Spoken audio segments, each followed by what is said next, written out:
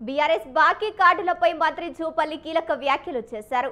65,000 కోట్ల అప్పుని 80 లక్షల కోట్లకు పెంచామని మండిపడ్డారు. 10 ఏళ్ల బాకీ కార్డు చాలా పెద్దదని అన్నారు. ఒక్కొక్కరిపై 2 లక్షల అప్పు పెట్టి వెళ్లారని జూపల్లి ఆరోపించారు. ఓటమి భయంతోనే కేటీఆర్ అసత్య ప్రచారాలు చేస్తున్నారని ఆగ్రహం వ్యక్తం చేశారు మంత్రి జూపల్లి. 22,000 కోట్లతోటి ఇందిరమిల్లు కట్టిస్తా ఉన్నాం.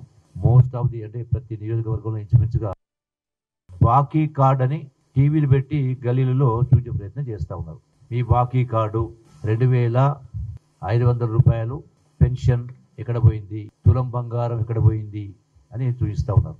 నేను కేటీఆర్ను సూటిగా సవాల్ విసురుతా ఉన్నా. ఎవరికి బాకీ పడ్డరు లెక్క చూస్తే కాంగ్రెస్ ప్రభుత్వము గడిచిన 2 సంవత్సరాల కాలంలో ప్రధానంగా చెప్పినటువంటి అంశాలని అమలు చేస్తూ ఉన్నాం.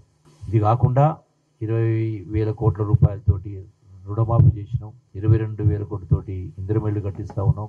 మోస్ట్ ఆఫ్ ది అంటే ప్రతి నియోజకవర్గంలో ఇంచుమించుగా 200 కోట్ల రూపాయలతోటి ఇంటిగ్రేటెడ్ స్కూల్స్ కట్టిస్తా ఉన్నాం. ఇవన్నీ కూడా ఇవే కాకుండా చెప్పనివి కూడా చేస్తూ ఉన్నాం.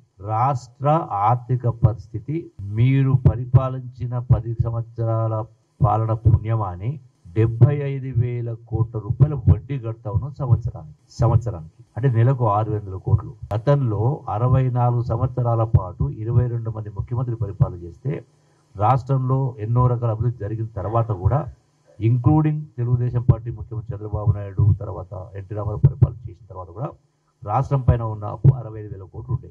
నెలకు 650 కోట్లు కడతా ఉండే.